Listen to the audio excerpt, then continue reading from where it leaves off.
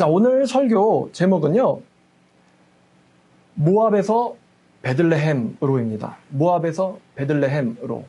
부제는 통혼의 저주를 푸는 법입니다. 특히 자식들, 자녀들 둔 사람들 잘 들으세요.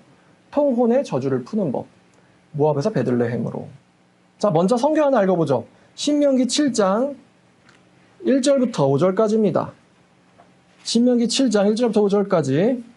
네 하나님 여호와께서 너를 인도하사 네가 가서 차지할 땅으로 들이시고 네 앞에서 여러 민족, 헷 족속과 기르가스 족속과 아모리 족속과 가나안 족속과 브리스 족속과 히 족속과 여부스 족속 곧 너보다 많고 힘이 센 7 족속을 쫓아내실 때에 네 하나님 여호와께서 그들을 네게 넘겨 네게 치게 하시리니 그때에 너는 그들을 진멸할 것이라. 그들과 어떤 언약도 하지 말 것이요 그들을 불쌍히 여기지도 말 것이며 또 그들과 혼인하지도 말지니 네 딸을 그들의 아들에게 주지 말 것이요 그들의 딸도 네 며느리로 삼지 말 것은 그가 네 아들을 유혹하여 그가 여호와를 떠나고 다른 신들을 섬기게 함으로 여호와께서 너희에게 진노하사 갑자기 너희를 멸하실 것임이라. 오직 너희가 그들에게 행할 것이 이러하니 그들의 제단을 헐며 주상을 깨트리며 아세라 목상을 찍으며 조악한 우상들을 불사를 것이니라. 여기까지입니다. 자, 이게 뭐냐면 이제 통혼 금지 조항입니다. 통혼 금지 조항. 여러분, 통혼이란 말입니다. 한마디로 말하면 믿지 않는 자나 가짜 믿음 가진 사람이랑 결혼하는 겁니다. 믿지 않는 자, 불신자나 가짜 믿음 가진 사람이랑 결혼하는 거. 이게 뭐라고요? 통혼이다. 하나님이 하라고요? 말라고요? 말라고. 그럼 유대인 기준으로요. 이방인 여자랑 결혼하면 돼야 한대요? 안 되는 겁니다. 이 통혼이에요. 자, 만약에 크리스찬이 비크리스찬이랑 결혼하면 돼야 한대요? 안 되는 겁니다. 이거 통혼이에요.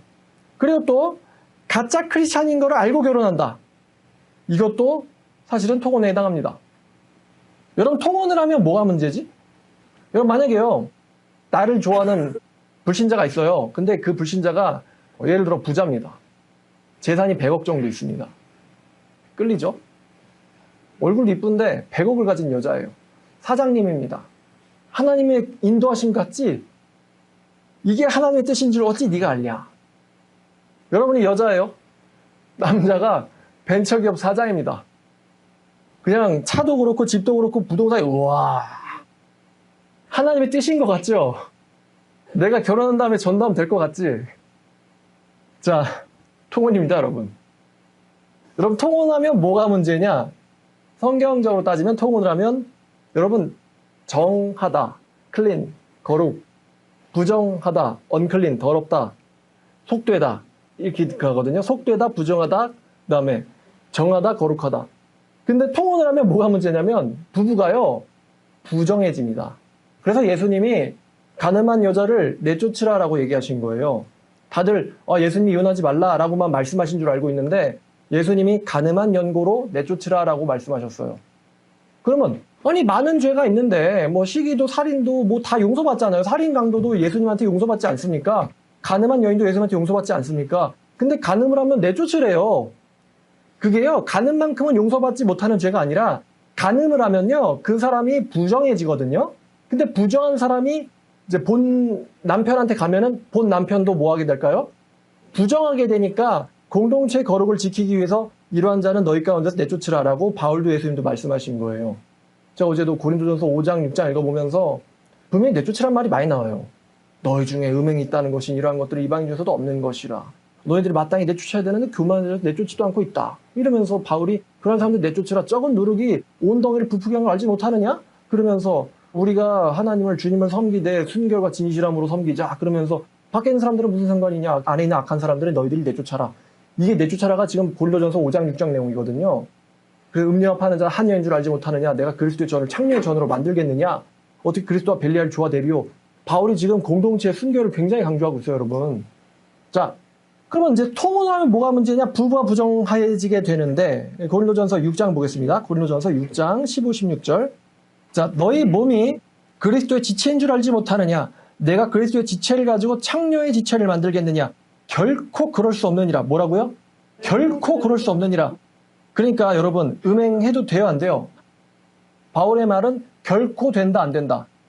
결코 안 된다는 것입니다. 이 글을 읽는 자는 결코 하면 안 된다. 창녀와 합하는 자는 그녀와 한 몸인 줄 알지 못하느냐. 일렀을 때 둘이 한 육체가 된다 하셨나니 주합하는 자는 한 영이니라. 음행을 피하라. 사람이 범하는 죄마다 몸 밖에 있거니와 음행하는 자는 자기 몸에다 대고 죄를 범하느니라. 그러니까 하나님의 말씀에 순종하는 결혼은 정결한 결혼이고 하나님의 말씀에 불순종한 결혼은 부정한 결혼입니다. 여러분 생각해보세요. 아마 통혼한다는 사람들 논리가 이럴 것 같아요. 내가 하나님을 위해서 결혼을 한다. 옛날에 뭐 그런 말 있잖아요. 뭐 결혼해가지고 남편을 전도하면 된다. 결혼해가지고 아내를 전도하면 된다. 그래가지고 믿지 않는 이쁜 여자 데리고 오고 믿지 않는 돈 많은 남자 데리고 오고 사업가 데리고 오고 옛날에 한 1987, 80년대쯤에 그런 식으로 결혼하지 않았나요? 근데 여러분 생각해보세요. 성경 구절 자체에 통혼이 허용 안 돼 있죠. 하나님 말씀에 맞지 않는 결혼입니다. 근데 하나님을 위해서 하나님의 말씀을 어기는 부정한 결혼을 한다. 이게 말이 됩니까 안 됩니까? 하나님을 위해서 하나님의 말씀을 어기는 결혼을 한다. 말이 돼요 안 돼요? 절대 안 되는 거죠 이게. 상대가 100억을 가졌든 뭐 잘생겼든 이쁘든 연예인이든 안 되는 겁니다.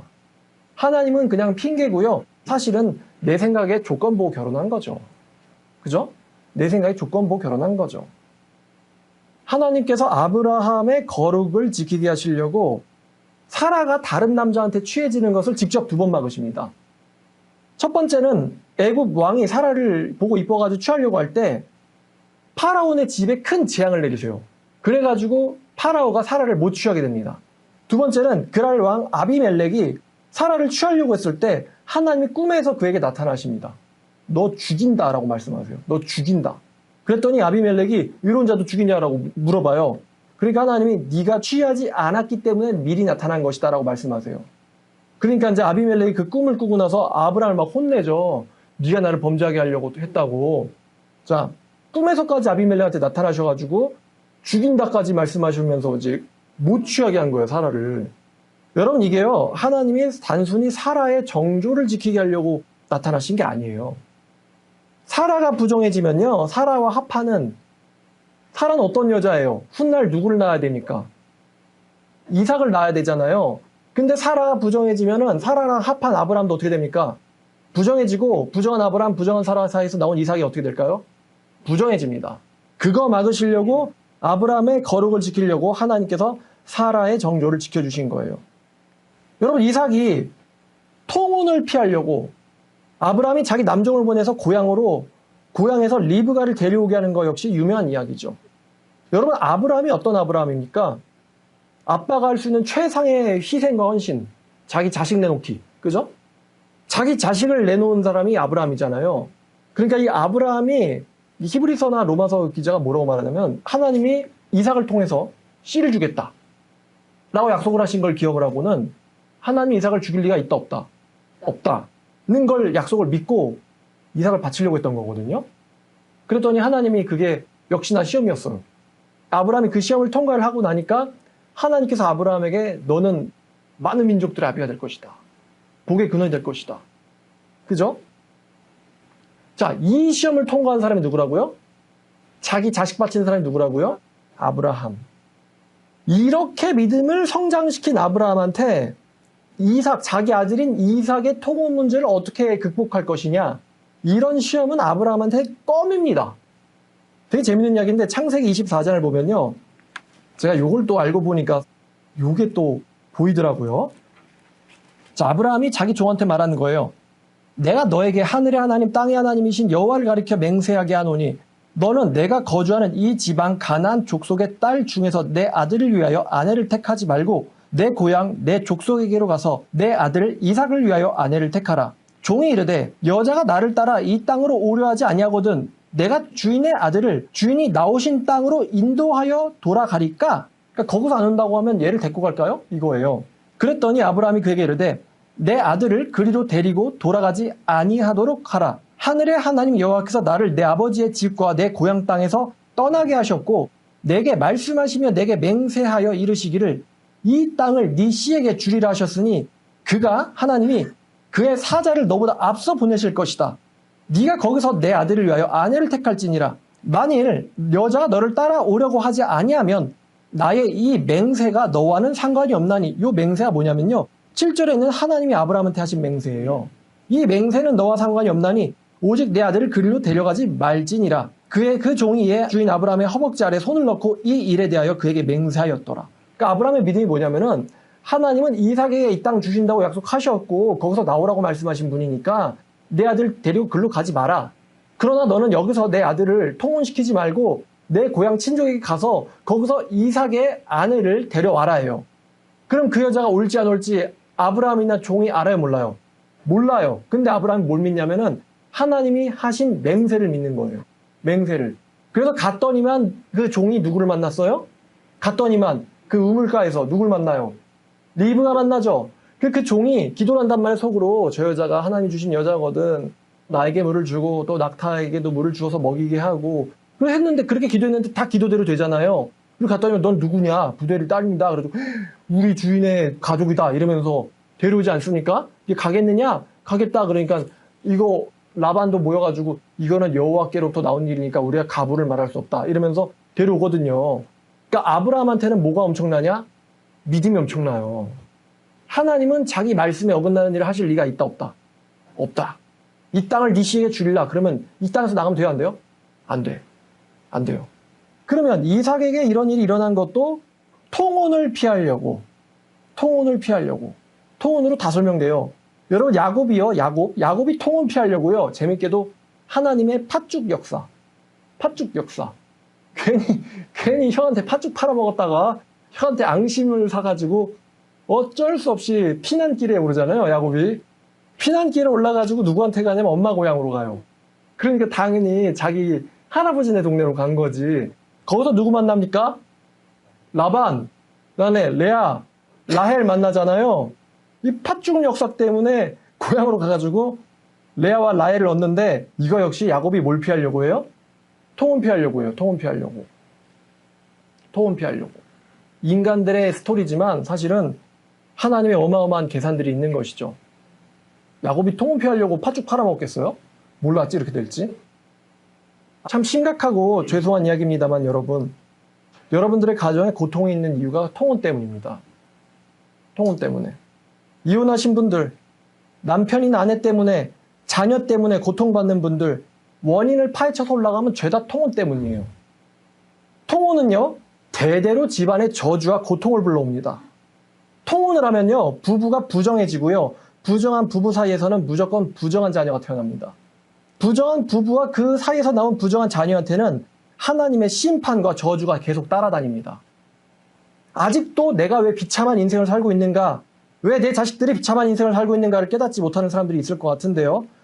불순종의 유괴 결혼을 해가지고 자기도 자식도 망했다는 것을 여러분들은 깨달으셔야 돼요. 이 통혼의 저주는요, 목사라고 피해가지 못합니다. 제가 아는 사람들 중에, 목사들 중에 뭐 자식 망한 사람, 목회 망한 사람 한둘이 아니죠. 다 통혼해서 그래요. 여러분 레위기 21장 15절 한번 볼까요? 이 설교를 하기에 너무 늦었어요, 사실은. 이런 설교는 한 20년 전에 했어야 되는데 너무 늦었죠, 지금.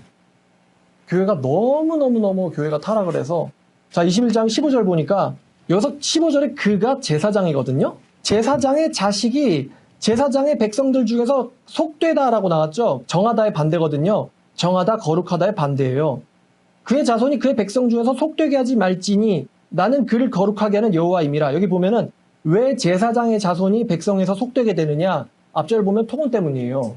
부정한 여자 취하면 자식은 부정해집니다. 100%예요. 부정한 여자 취하면 자식은 어떻게 된다고요?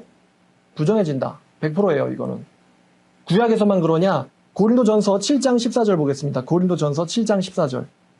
믿지 아니하는 남편이 아내로 말미암아 거룩하게 되고 믿지 아니하는 아내가 남편으로 말미암아 거룩하게 되나니 그렇지 않는다면 너희 자녀도 깨끗하지 못하니라. 이 깨끗하지 못하다라는 표현이 뭘까요? 부정하다, 속되다, 더럽다 이런 뜻입니다. 그러니까 무슨 말이냐면 너희 부부 둘 다가 거룩하지 못하다면요, 한 명이라도 거룩하지 못하다면요, 너희 자식도 부정하다는 거예요. 부정하다, 속되다, 더럽다, 저주받았다 이런 뜻입니다. 신약에서도 구약에서도요, 이 부정한 사람과의 결혼은요, 엄격히 금지됐고 피해야 되는 결혼이에요. 그래서 제가 그래서 안 믿는 사람이랑 가짜 믿음을 가진 사람이랑 결혼하는 거 부정한 결혼이고 통혼에 해당한다라고 말씀을 드린 것입니다. 여러분 이해하셨어요? 조건부 결혼해라 마라. 안 된다는 거예요. 이삭 리브가처럼 결혼은요, 하나님의 기적이에요, 기적. 우연히 리브가가 얻어 걸린 게 아니고 하나님의 믿음, 하나님을 믿는 믿음에서 일어나는 기적입니다. 구원도 기적이고 결혼도 기적이에요. 장로교가 유아 세례 주잖아요. 유아가 무슨 믿음 있다고 유아를 세례를 줘? 이렇게 반발을 하는 사람들이 있거든요. 근데 정한 부부, 거룩한 남편과 거룩한 아내, 정한 부부 사이에서 출생한 아이는 정결한 아이이기 때문에 반드시 하나님의 복을 받게 될 거라는 그 믿음을 믿기 때문에, 그 믿음을 갖고 있기 때문에 장로교가 유아 세례를 주는 거예요. 그래서 목사님이 유아 세례 줄 때 가장 분별해야 된 두 사람이 누구겠어요? 부부예요. 부모가 정하면 아이는 정한 거고, 부모 중에 하나가 부정하면 그 아이도 부정합니다. 남편과 아내가 신앙 안에서 한 몸이어야 정한 아이가 나오는 것이죠. 무섭죠, 여러분? 이 정한 사람과 부정한 사람과의 이 통혼 문제가 성경의 전반적인 문제를 꿰뚫는 주제로 설명이 됩니다. 예를 들어서 이미 언급드린 아브라함, 이삭, 야곱, 유다, 다말 유다, 그 다음에 삼손, 이게 정하냐 부정하냐 문제거든요. 근데 자꾸만 삼손이 어떤 여자한테 관심을 가져요? 부정한 여자한테 관심을 가지니까 나중에 이제 힘을 다 잃죠. 그 다음에 보아스, 그 다음에 살몬, 그리고 요한계시록에 그리스도와 교회, 어린 양과 신부, 창세기부터 계시록까지 관통하는 문제가 바로 이 통혼 문제입니다. 정결한 교회, 순결한 신부, 어린 양과 그 아내, 이렇게 연결되는 거예요. 여러분, 교회가 왜 순결해야 하는가? 왜냐하면 그리스도와 교회와의 연합은 정결하고 거룩해야 하기 때문입니다. 거룩하지 못한 그 여자를 요한계시록에서 뭐라고 부르죠? 순결한 처녀 아니면 음녀라고 불리는 거죠. 통혼을 하면 부정한 자식을 낳게 되고, 부정한 자식은 부모의 불순종 때문에 저주를 받습니다. 부정한 자식은 부모의 불순종 때문에 뭘 받아요? 저주를 받는다고요. 여러분, 이게 통혼 문제 쉽게 생각하지 마세요. 어디까지 저주받는다고요? 자식까지 저주받아요. 불순종 때문에. 여러분들 그냥 결혼 아무 생각 없이 한 걸지 모르겠는데 억지로 결혼하는 사람도 있고 그냥 조건 보고 결혼하는 사람도 있는데요. 자신의 불순종 때문에 자식까지 저주를 받는단 말입니다. 심각한 문제예요, 이게. 그러니까 제가 이 설교하기 너무 늦었네 라고 얘기하는 거예요. 자, 근데 이 부정한 이방인들, 우리 전부 다 부정하거든요. 이 부정한 이방인들이 정해지는 방법이 하나 있어요. 성경은 이거를 마음의 할례라고 부릅니다. 마음의 할례를 받은 사람은 부정한 이방인이라 할지라도 정결해집니다. 심지어는 여호와의 거룩한 성전에 들어갈 자격을 얻습니다. 에스겔 44장 9절 보겠습니다. 주 여호와께서 이같이 말씀하셨느니라. 이스라엘 족속 중에 있는 이방인 중에 마음과 몸의 할례를 받지 아니한 이방인은 내 성소에 들어오지 못하리라.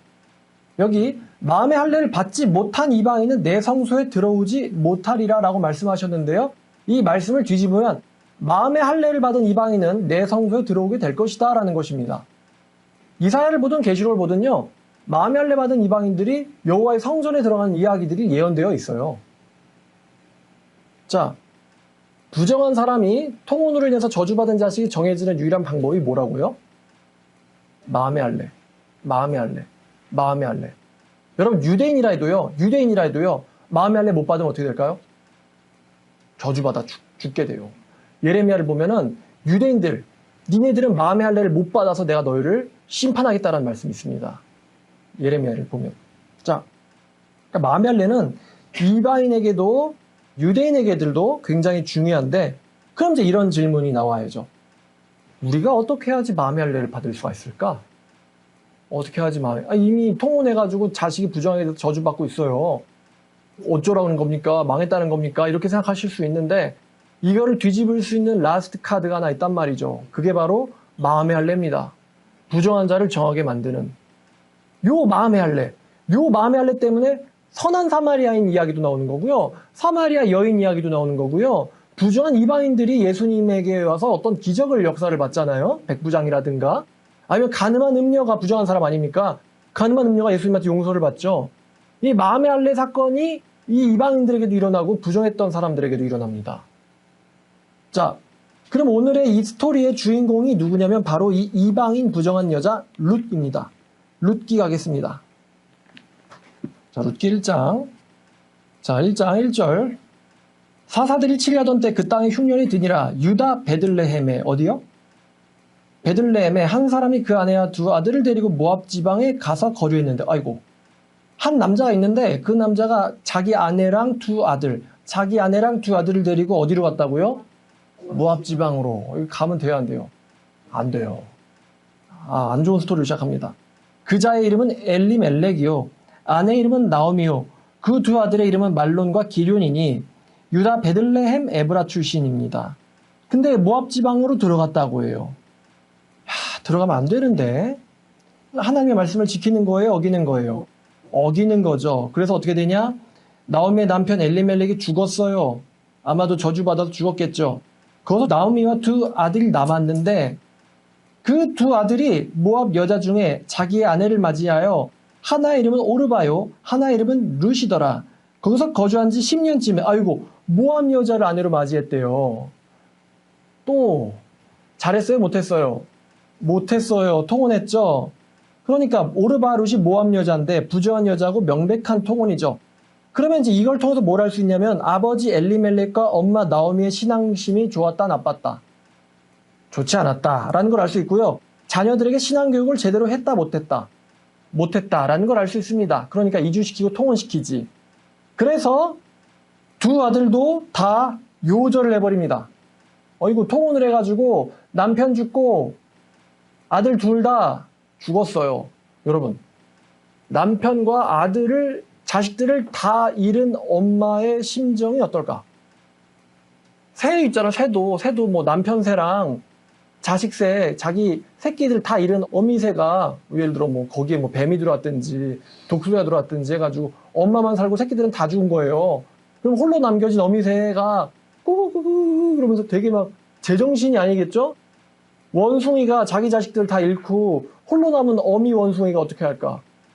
그 자식 시체 끌어안고는 막 오열을 하겠지? 자기만 혼자 살아남고 자식들을 다 잃은 어미 심정, 자식과 남편 잃은 어미 심정이 어떨까요, 여러분? 생각해 보세요. 얼마나 고통스러울까, 여러분? 인간이 겪을 수 있는 최악의 상황에 떨어진 거예요. 남편과 두 아들을 다 요절로 보내버린 이 나오미에게 며느리 둘이 남습니다. 여러분 잘 보면 통혼은 가족들을 저주받게 하는데 심지어는 죽임도 당하게 할 수 있다는 걸 우리에게 알려줘요. 뭐도 당할 수 있다고요? 죽임도 당할 수 있다. 그래서 엘리멜렉과 말론 기럐은 여기서 바로 5절 만에 퇴장합니다. 더 이상 나오지 않죠. 자신의 결정으로 모든 가족들을 잃게 된 여자의 심정을 헤아려 보자. 정말 모든 걸 잃은 느낌이었을 겁니다. 살아야 할 이유가 없죠. 굶어 죽기 싫어가지고 모압으로 도망갔는데 모압에서 자기 가족을 다 잃었으니까 이제 살 이유가 없잖아요. 모압에 남아있을 이유가 없죠. 그래서 거기 해외에 있기 싫어가지고 자기가 태어났던 고향으로 돌아가려고 합니다. 나오미가. 그냥 고향 가서 죽어야지 이러고 갔겠죠. 자, 그래서 6절 보니까 모압 지방에서 돌아오려 하여 있던 곳에서 나오고 두 며느리도 그와 함께 하다가 유다 땅으로 돌아오려는데 나오미가 이제 말을 합니다. 너희는 각각 너희 어머니의 집으로 돌아가라. 그러니까 모압 여자들이잖아요. 야, 모압에 너네들 가족 있잖아. 오르바야, 루사, 너는 모압에 너의 엄마, 너의 아빠, 너의 형제, 자매, 너의 사촌들 있잖아. 네가 자주 가던 슈퍼마켓 아줌마, 네가 가던 극장의 사람들, 너의 모든 문화와 환경들이 거기에 모압에 있잖아. 그러니까 나 따라 유다까지 갈 거 없어. 너희들은 너희 엄마한테로 가. 온 가족을 잃은 슬픔은 나만으로 족하다. 날 따라오겠느냐? 너희 가족에게로 돌아가라 라고 말을 합니다. 나를 선대하신 여호와께서 너희를 선대하시기를 원하며 너에게 허락하사 각기 남편의 집에서 위로를 받게 하시기를 원하노라. 그러니까 새로운 남자 찾아서 가. 그들에게 입맞추며 그들이 소리를 높여 울되 이르되 나오미에게 아닙니다. 우리는 어머니와 함께 어머니의 백성에게로 가겠습니다. 그랬더니 나오미가 너희가 어떻게 나랑 같이 가려느냐. 내 태 중에 너희의 남편 될 아들이 있느냐. 지금 남편도 죽었잖아요. 엘리멜렉. 내가 만약 늙었고 이제부터 남편을 둬가지고 오늘 밤에 아들을 낳는다 하자. 그들이 자라기를 어찌 너희가 기다리겠으며 어찌 남편 없이 지내겠다고 결심하겠느냐. 내 딸들아 그렇지 않다. 여호와의 손이 나를 치셨으므로 나는 너희로 말미암아 더욱 마음이 아프도다 하매. 여기 잘 보면요. 여호와의 손이 나를 쳤다라고 하잖아요. 여러분 생각해 보세요. 하나님이 나오미 괴롭히신 거예요? 나오미가 저주로 들어간 거예요? 그죠? 하나님이 나오미를 괴롭힌 게 아니고 나오미가 저주로 들어간 거예요. 성경 말씀을 잘 읽었으면 모압으로 가면 돼야 안 돼요? 안 되죠. 그들의 아내를 맞으면 그들의 딸들을 너희의 며느리로 들이면 돼야 안 돼요? 안 되는데 안 돼 하지 말라는 걸 다 해버렸어요. 그랬는데 나오미의 반응은 여호와가 나를 쳤다. 이렇게 말하고 있습니다. 사실 누구 원망하는 거예요? 하나님 탓하고 있는 거예요. 그들이 소리를 높여 울더니 오르바는 그의 시어머니에게 입맞추되 돌아갔어요. 그런데 룻은 그 나오미를 붙쫓았더라. 나오미가 또 이르되 야, 네 동서는 그의 백성과 그의 신들에게로 돌아갔다. 너도 동서를 따라 돌아가라 하니 여기 잘 보면요. 네 동서는 그의 백성들과 그의 신들에게로 돌아갔다라고 하는 걸 보면 이 여자들의 신앙, 이 오르바와 룻의 신앙이 모압에 있는 다신교 이교 신앙이에요. 그죠? 모압에 있는 다신교 이교 신앙이에요. 그러니까 사실은 결혼생활, 말론과 기론과 결혼생활 하면서도 남편에 의해서 신앙교육이 제대로 됐다는 걸까요? 제대로 안 됐다는 걸까요? 안 됐다. 다시 말하면 엘리멜렉이 나오미가 말론과 기론이 신앙이 제대로 된 사람이었으면 룻과 오르바가 누굴 믿어야 돼요? 하나님 믿어야 되죠. 근데 지금 나오미의 이야기가 너의 동서는 그의 신들에게로 돌아갔다 라는 거는 결혼생활 하면서도 제대로 된 신앙적 교제가 됐다는 거예요? 안 됐다는 거예요? 안 됐다는 거고 말론과 기론도 신앙심이 제대로 됐다 안 돼 있다? 안 돼 있다는 소리예요. 그냥 가짜 신앙인이라는 거죠. 가짜 유대교 신앙인. 근데 여기서 룻의 그 유명한 고백이 나옵니다. 16절 룻이 이르되 내게 어머니를 떠나며 어머니를 따르지 말고 돌아가라라고 권하지 마소서. 어머니께서 가시는 곳에 나도 가고 어머니께서 머무시는 곳에 나도 머물겠습니다. 어머니의 백성이 나의 백성이 될 것이며 어머니의 신이 나의 신이 되시리니 어머니가 죽으시는 곳에 나도 죽어 거기에 묻힐 것입니다. 내가 죽는 일 외에 어머니를 떠난다면 어머니의 신인 여호와께서 내게 벌 내리시고 또 벌 내리시기를 내가 원합니다. 하는지라. 말을 이렇게 해버리니까 가라고 말을 못하겠는 거예요. 인간의 계산으로는 얘를 데려가봤자 얘에게 새로운 남편이라든가 어떤 뭐 그런 가정이라든가 안정이라든가 이런 걸 줄 수 없어요. 그래서 가라고 했는데 이 사람이 자기의 신을 언급하면서 그 어머니의 신이 내게 벌 내리고 또 벌 내리기를 원합니다. 이렇게 말을 하니까 이제 룻과 오르바가 갈라지는 거죠. 룻과 오르바가. 오르바는 똑같이 울고 힘들었지만 결국에는 오르바는 돌아가 버렸죠. 자기 신들에게. 그리고는 더 이상 등장하지 않습니다. 어머니 붙잡고 온다고 척 가는 건 아닌 것 같아요. 자, 그럼 여러분들에게 매우 중요한 질문 드릴 건데요. 룻이 모압에서 베들레헴으로 들어가기 위해서 버려야 했던 것들이 무엇일까요? 바로 정답이 나왔네. 다, 그죠? 모압 여자 룻이 모압에서 나오미 따라서 베들레헴으로 들어가기 위해서 룻의 마음속에서 버려야 했던 것들 한번 생각해 보세요. 싹, 자기 엄마, 자기 아빠. 이게 뭐 오늘날처럼 비행기 타고 가는 거예요? 비행기 타고 미국 가고 그런 겁니까? 아니죠. 자기 엄마, 자기 아빠, 자기 오빠, 언니, 동생, 가족들, 자기가 살던 문화, 새로운 문화에 적응해야 되잖아요. 베들레헴 가면은. 또 자기가 살던 나라, 그 다음에 자기가 거기서 누리던 안정 등의 익숙한 환경, 그리고 자기의 인생과 목숨. 베들레헴으로 가서 뭐가 일어날지 모르니까. 그죠? 자기 인생과 목숨. 한마디로 말하면 자신의 모든 것을 걸은 거죠. 자신의 모든 것을 걸은 거예요. 죽는 일 위해 어머니를 떠난 일이 있다면 여호와께서 내게 벌 내리시길 바랍니다. 모든 걸 건 거예요. 모든 것을 포기하고 모압에서 누리던 것 포기하고 어머니 하나님 여호와 하나님만을 믿고 미지의 땅 베들레헴으로 이 룻의 입장에서 미지의 땅이에요. 미지의 땅 베들레헴으로 들어가기로 결단을 해죠. 근데 베들레헴으로 가니까 사람들이 이 나오미를 알아보죠. 알아보고는 이 사람 나오미 아니야? 라고 이제 떠들썩하게 온 동네가 난리가 납니다. 그랬더니 그 나오미가 솔직히 말해서 성공하려고 해외 이민을 했는데 지금 다 죽고 혼자 왔잖아요. 그러니까 이제 뭐 할 말이 있겠어요? 그러니까 나오미가 하는 말이 자 20절에 나오미가 그들에게 이르되 나를 나오미라 부르지 말고 마라라고 불러라. 이는 전능자가 나를 괴롭게 하셨습니다. 나오미는 기쁨이란 뜻이고요. 마라는 슬픔이란 뜻입니다. 내가 왜 기쁨이야? 나는 슬픔이야. 전능자가 나를 치셨으니 나는 괴롭게 됐다. 요 말을 갖고 보면요. 이래요. 아직도 나오미는 자기가 뭐를 잘못했는지를 모르고 있는 것 같아요. 여호와가 나를 슬프게 만들었다. 이렇게 표현하고 있습니다. 여호와가 나를 슬프게 만든 게 아니고 자기들이 자기들을 슬프게 만든 거죠. 그죠? 자, 모든 것을 걸고 미지의 땅 베들레헴으로 돌아왔지만 생계를 걸고 생계를 위해서 일을 해야 돼요. 이게 인생이죠. 살아있는 이상은 입에 풀칠하려고 알바를 해야 되는 거예요. 베들레헴에서 사이트 뒤져서 무슨 일을 할 수 있나. 나는 분명 모든 걸 걸 믿음을 가지고 왔는데 돌아왔으니까 생계를 위해서 일을 하긴 해야 되는데 이제부터 전부 다 우연이거든요. 사실 우연인지 이게 필연인지 하나님 앞에서 우연은 있어요? 없지. 하필이면 이삭을 주스러 들어가는데 보아스 네밧에 들어갑니다. 근데 보아스가요 어떤 사람이냐. 자, 레위기 19장을 보면 룻기는 손으로 갈피하고 갈게요. 레위기 19장 9절과 10절. 자, 여기 보면 레위기 19장 9절 10절 보면 너희는 땅에서 곡식 거둘 때에 밭 모퉁이까지 다 거두지 말고 떨어진 이삭을 줍지 마라. 그러니까 추수하는 도중에 떨어진 이삭을 줍지 말고 포도의 열매도 다 따지 말고 포도에 떨어진 열매도 줍지 말고 가난한 사람과 거류민을 위하여 버려두라. 나는 너희 하나님 여호와니라. 이게 되게 뭔가 따뜻한 구절이거든요. 다시 룻기로 돌아와서 그러니까 이제 농사를 할 때 싸그리 추수하지 말고 추수하다 보면 떨어진 게 있을 거 아니에요. 그거 남겨놓고 주변까지 그냥 난 싹 취소할 거야. 그러지 말고 주변도 좀 남겨놓으래요. 끄트머리도. 그럼 그걸 이제 누가 와서 가져가냐면 이제 거류민들과 가난한 사람들. 그러니까 지금 룻이 돌아왔는데 그 뭐 땅도 없고 아무것도 없잖아요. 그래가지고 이 레위기 말씀 따라서 남의 땅에 들어가서 좀 은혜를 얻어볼까 하고는 가서 들어갔는데 그 땅 주인이 보아스였다는 거예요. 근데 보아스가 뒤에 나오는 걸 보면요. 보아스는 성경에 매우 정통한 사람입니다. 레위기 말씀을 잘 지키고 있어요.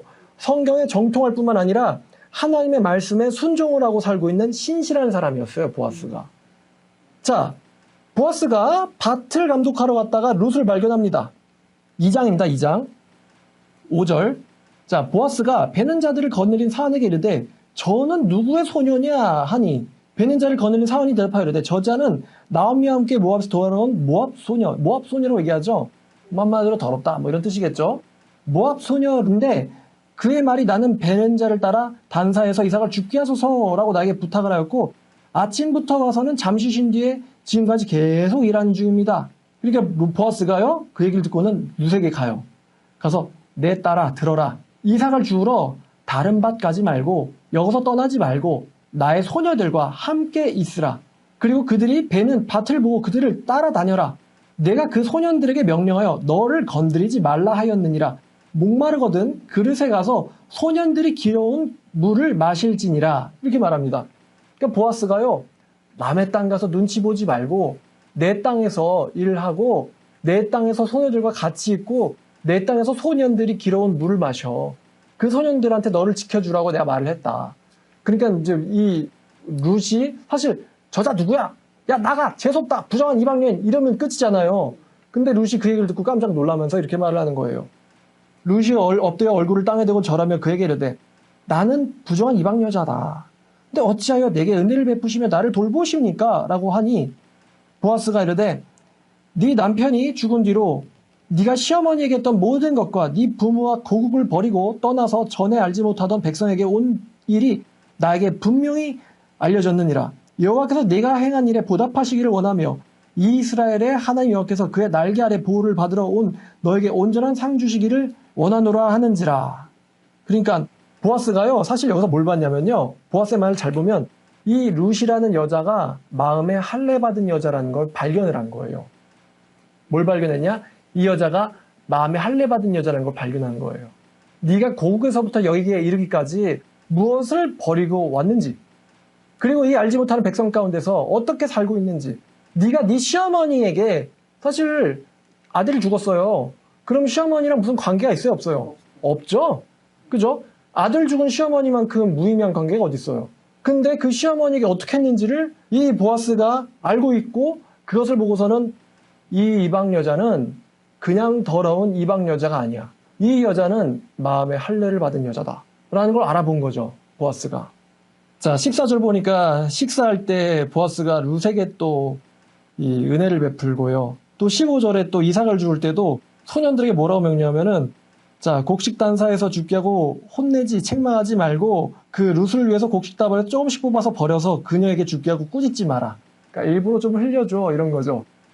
자기 종들한테.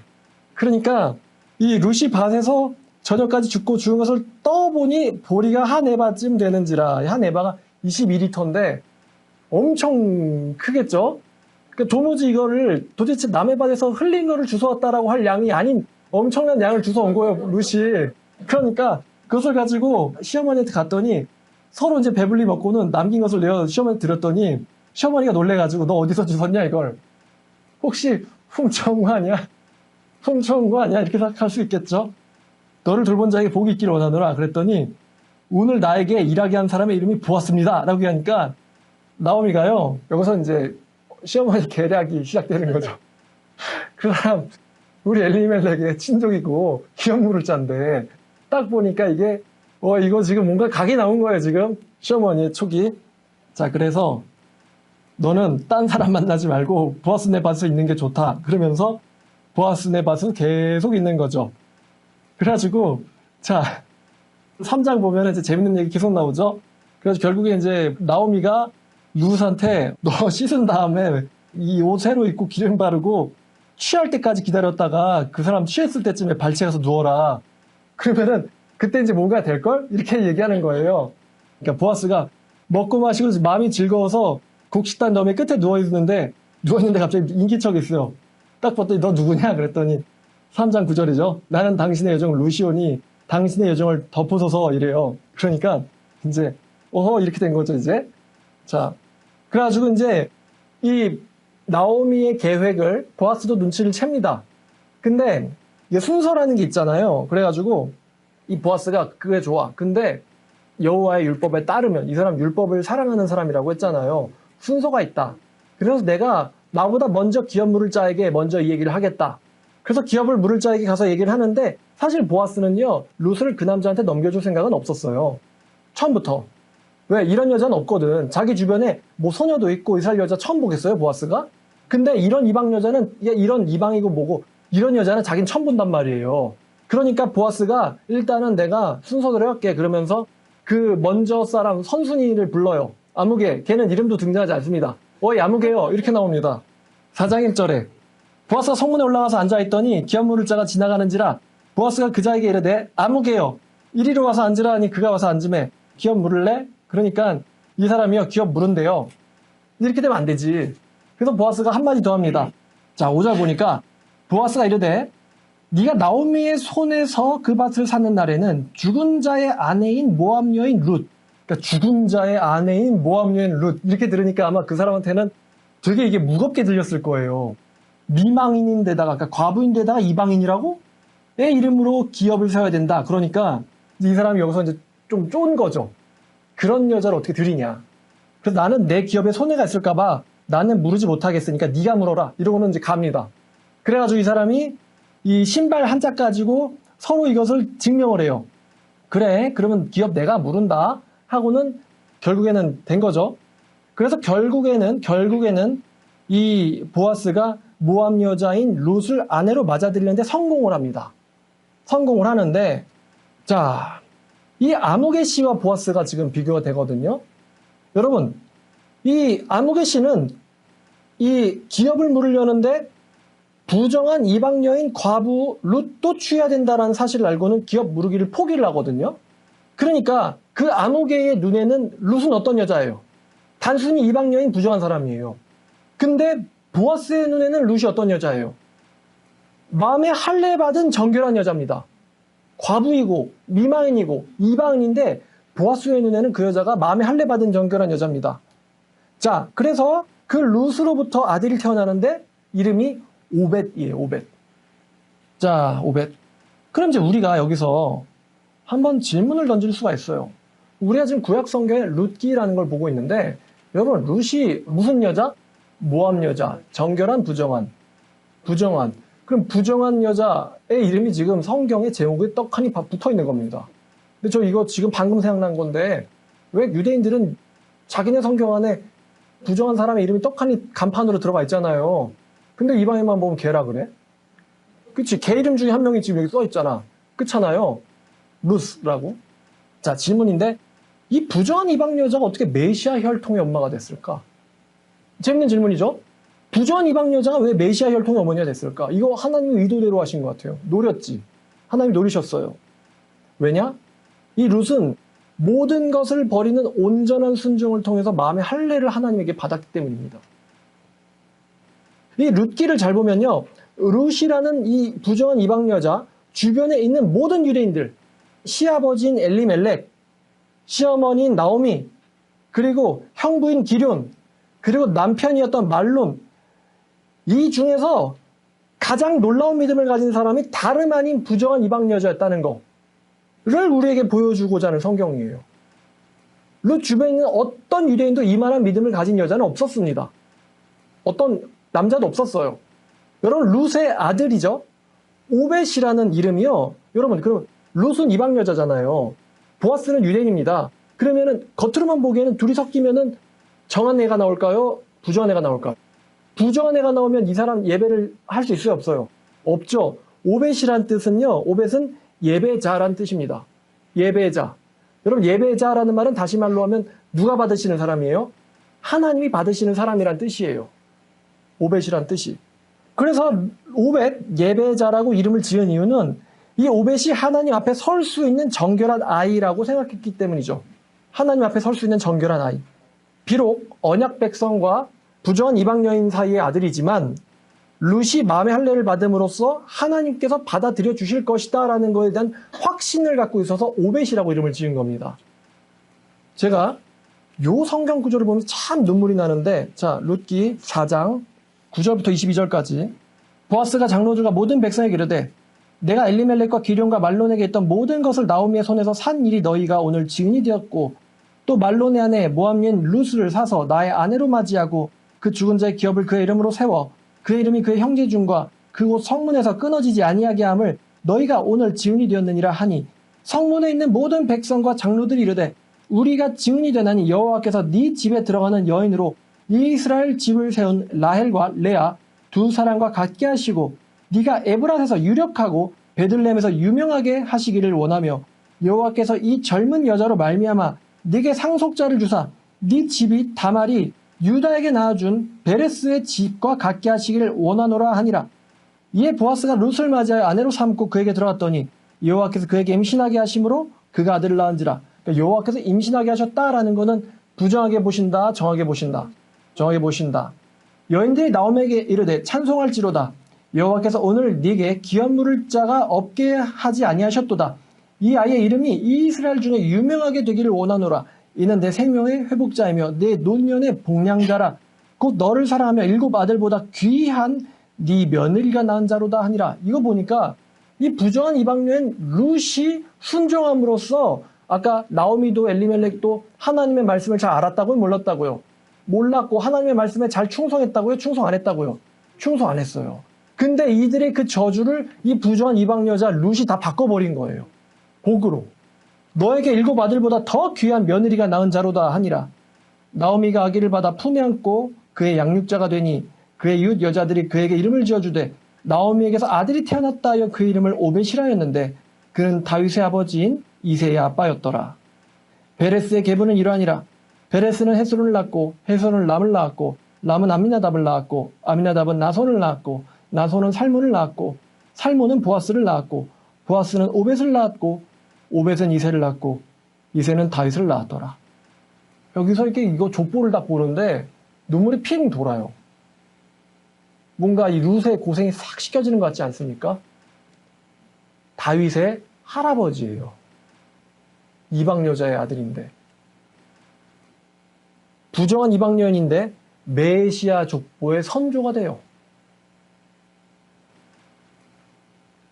여기 룻기에서 베레스 이야기가 나오기 때문에 제가 한번 룻과 다말 이야기를 좀 언급해 드리도록 하겠습니다. 여러분, 창세기 38장을 보면 좀 충격적인 일이 일어납니다. 뭐냐면은, 자, 38장 가볼까요? 창세기 38장입니다. 자, 38장 1절입니다.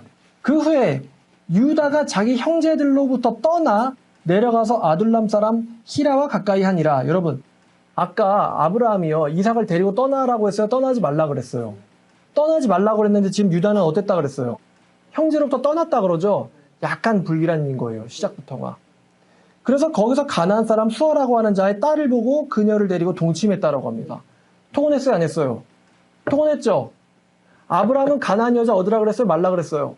말라고 했는데 유다는 가나안 여자 얻어버려요. 통혼해버렸죠? 그 유다인데, 그 유다 지파의 그 유다인데, 당사자인데 말입니다. 그래서 세 아들을 낳았으니 엘과 오난 그리고 셀라라고 하는 세 아들을 낳습니다. 자, 그러면 통혼했잖아요. 엘, 오난, 셀라는 정한 사람일까요? 부정한 사람일까요? 부정한 세 아들이 나옵니다. 자, 7절 유다의 장자 엘이 여호와가 보시 약함으로 여호와께서 그를 죽이시니라. 저주받아서 죽었어요. 자, 근데 이 유다가 엘을 위하여 아내를 얻어주는데 그 아내의 이름이 다말입니다. 자, 다말의 남편 엘이 죽었어요. 그러니까 유다가 오난에게 이르되 네 형수에게로 들어가서 네 남편 아우된 본분을 행하여 네 형을 위하여 씨가 있게 하라 라고 명령을 했는데 이 둘째 아들이 이게 자기 형께 되지 자기께 되지 않을 걸 알고는 땅에다가 설정했다라고 그러거든요. 근데 그걸 보고는 여호와가 보시기 약해서 또 둘째 아들도 죽이셨대요. 그러니까 귀한 물음, 아이 그 개나 주라 그래. 그러면서 이제 난 안 할 거야 이런 거죠. 그러니까 여호와의 말씀 개나 주라 그래. 난 안 할 거야.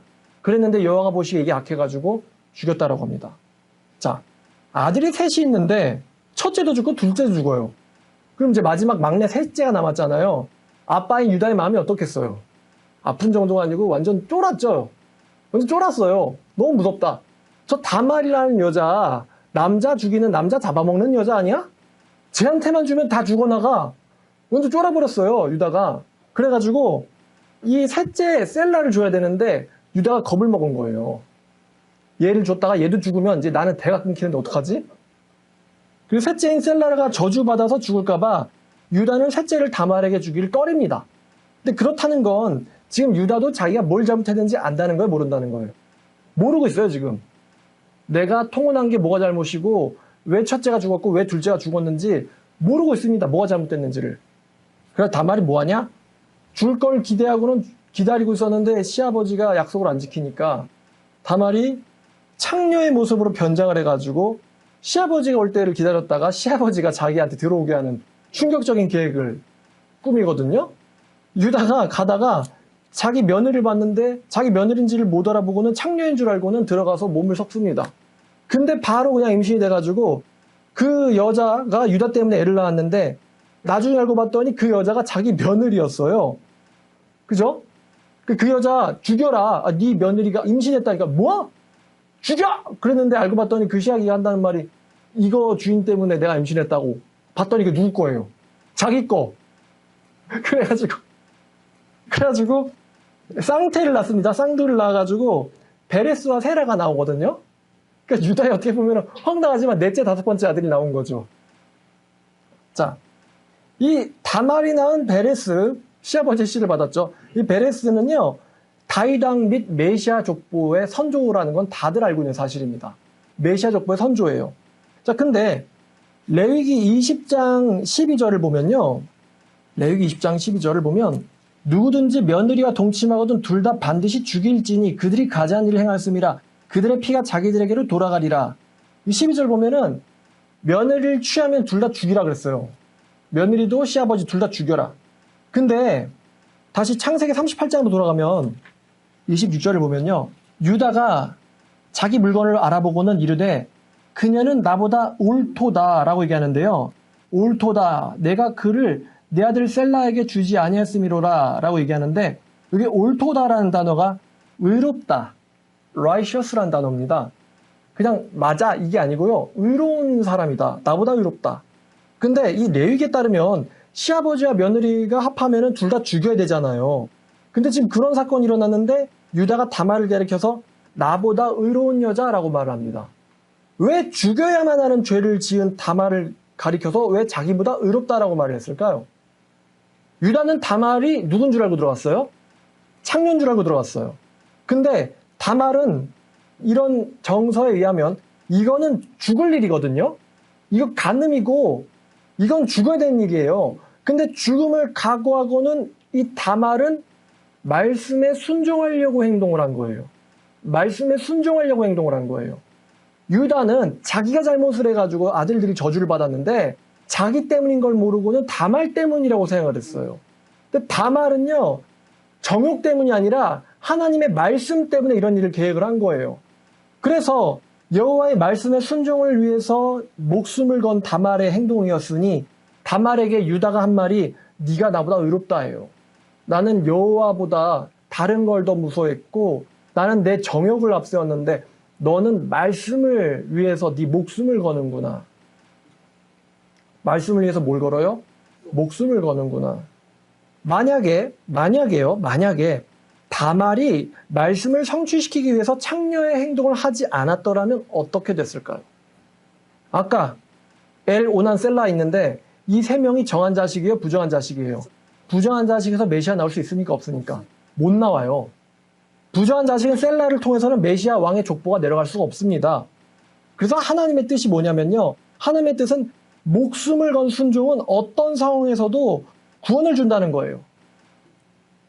메시아를 받기에 정결한 적합한 족보가 될 수 있다는 것을 다말을 통해서 또 보여주신 겁니다. 그럼 다말이 목숨을 건 순종을 했어요. 그럼 이 다말이 마음에 뭘 받았을까요? 마음의 할례를 받은 거예요. 다말이. 마음의 할례. 자, 여러분들에게 다시 질문할게요. 마음의 할례는 어떻게 받을까요? 한낱 부정한 이방 여자였던 룻이 어떻게 해서 마음의 할례를 받고 복을 받아서 메시아 족보의 선조가 됐는가? 메시아 족보의 어머니가 됐는가? 룻이 모압에서 베들레헴으로 가기 위해서 어떤 각오와 결단을 했을까? 어떤 각오와 결단을 했을까요? 여러분, 밧세바가요, 자기가 낳은 아들이 하나님이 치셔가지고 아들이 죽었잖아요. 근데 이 밧세바가 자기 아들이 죽었을 때 하나님을 원망했을까요? 아니면 하나님을 여전히 신뢰했을까요? 하나님을 여전히 신뢰했을 겁니다. 그래서 하나님께서 밧세바와 다윗을 위로하셨다라는 표현이 나오죠. 원래 간음으로 아내가 됐단 말이에요. 정한 관계입니까? 부정한 관계입니까? 부정한 관계예요. 그러니까 다윗도 속죄가 필요하고 다윗도 회개가 필요해요. 밧세바도 정해져야 됩니다. 근데 밧세바가 정해지려면은 마음에 뭘 받아야 돼요? 마음의 할례 받아야 돼요. 그래서 그 아들은 죽어야 되고 죽음의 고통 때 밧세바가 하나님을 여전히 신뢰하는 모습을 보여줍니다. 여러분, 라합이 정탐꾼들 받아들일 때 사실은 이거 자칫 잘못하면 자기의 모든 걸 잃을 수가 있잖아요. 근데 모든 것을 잃을 수 있는 상황 가운데서 초월적인 순종을 보여주죠, 라합이. 그래서 라합도 마음의 할례를 받게 되죠. 마리아는 어떨까요? 자, 누가복음 1장 38절을 봤더니 누가복음 1장 38절 마리아가 이르되 주의 여종이오니 말씀대로 내게 이루어지이다 하매 천사가 떠나니라. 이 이루어지이다라는 것은 이루어지길 원합니다라는 뜻이거든요. 여러분, 처녀 잉태가 이게 뭘로 오인받을 수가 있죠? 간음으로 오인받을 수가 있어요. 이 여자가 어디서 음행하고 왔구나. 근데 음행으로 오인받아서 죽임당할 수도 있는 문제임을 마리아도 알고 있는데 만약에 요셉이 나쁜 사람이었으면 죽었죠, 바로. 근데 이 사람이, 이 마리아가요, 하나님의 말씀에 나는 목숨을 걸고 순종하겠다. 내 몸을 하나님의 말씀을 위해서 목숨을 걸고 드리겠다라는 믿음을 보여서 이 마리아가 메시아의 어머니가 되는 영광을 얻습니다. 영어를 보니까 이렇게 돼 있어요. 영어를 보니까 뭐냐면 I am the servant of the Lord. 나는 주님의 종입니다. I am the servant of the Lord. Let it be to me. 그것이 내게 되기를 원해요. According to your word. 당신의 말씀대로 내게 되기를 원합니다. 자기 몸을 내준 거거든요. 사실 마리아는. 옛날이면 뭐 애 낳다가 죽기도 하는데 상고의 고통 때문에요. 근데 자기 몸을 내줘요. 하나님의 말씀에. 말씀대로 되기를 원합니다. 왜냐하면 나는 당신의 종이니까요. 자신의 몸도 목숨도 인생도 바친 거죠. 마리아가. 그래서 여자 중에 복 있는 여자라고 엘리자벳에게 듣게 되죠. 여자 중에 복된 자여 하면서. 자, 그래서 다말, 라합, 룻, 밧세바, 마리아. 이 예수님의 족보에 등장한 5명의 여인들은요, 보통 출신들이 아닙니다. 부정한 이방인들이거나 라합과 룻, 아니면 시아버지랑 관계를 가졌던가, 아니면 간음을 통해서 부정한 아내가 됐든가, 아니면 처녀 잉태라는 특이한 점을 다 갖고 있어요. 5명 다. 근데 이 여자들의 공통점이 이 여자들에겐 모든 것을 건 순종이 있었다는 것이죠. 특히나 부정한 이방 여자들이 둘이나 메시아의 족보에 들어있다. 이거는 우리에게 굉장히 충격적인 사실입니다. 자, 결론인데 여러분은 어떻게 하셔야겠습니까? 여러분 어떻게 하셔야 될까요? 다말, 마리아, 룻, 라합, 이 여자들 하나님의 말씀에 자신을 걸죠. 자신의 인생을 겁니다. 오해받아가지고 시아버지한테 죽임당하거나 아니면 자기 남편에게 죽임당하거나 할 수도 있고 아니면 그 땅에서 쫓겨나거나 가난뱅이 되거나 굶어 죽거나 할 수 있는 위기가 있음에도 불구하고 말씀에 자기 목숨을 겁니다. 그랬는데 목숨을 건 순종에 뭐가 일어나요? 마음에 할례가 일어나고 여호와께서 그녀들을 받아주셨다. 여호와께서 그 부정한 여자들을 받아주셨다. 놀라운 일들이 이 여자들에게 일어나는 것이죠. 아이러니하게 이 5명의 여자들, 자기는 정결하다고 생각한 유대인들한테 이 예수님의 족보의 5명의 여자들은 참으로 충격인 거예요. 저한테 해야 되는 말이죠. 저한테. 택주는 하나님에게 순종해야 되겠죠? 택주는 하나님에게 순종하세요. 택주는 하나님에게 철저히 순종하세요. 또 여러분들도 하나님에게 뭐 하셔야 됩니까? 순종하셔야 됩니다. 그 순종하는 길만이 부정한 우리들을 의롭다 하시는 유일한 길입니다. 부정한 우리들을 의롭다 하시는 유일한 길입니다. 자, 여러분들에게 질문 드릴게요. 여러분들은 모든 것을 버리고 베들레헴으로 들어가시겠습니까? 아니면 자기 것을 붙잡고 모압으로 되돌아가시겠습니까? 여러분들의 용기와 결단이 필요합니다. 기도하겠습니다. 하나님 아버지 감사합니다. 오늘 말씀을 통해서 모압에서 베들레헴으로 라는 제목으로 말씀을 나누었습니다. 아버지, 부정한 저희들을 선택해 주시고 또 저희들의 믿음을 통하여 의롭다 하시는 하나님 아버지, 저희에게 말씀을 주시고 말씀대로 순종할 수 있는 용기를 주시고 하나님의 기적과 구원을 경험하게 하시며 하나님과 함께 동행하며 찬송하는 우리 모든 말씀사랑교회 성도들 되게 하여 주시옵소서. 아버지의 역사를 원합니다. 이 여리고 여린 저희들의 마음 가운데 하나님께서 용기를 주사 어린아이의 첫걸음처럼 아버지를 향해서 발을 떼는 저희 말씀사랑교회 성도들 되게 하여 주시옵소서. 예수님의 이름으로 기도드렸습니다.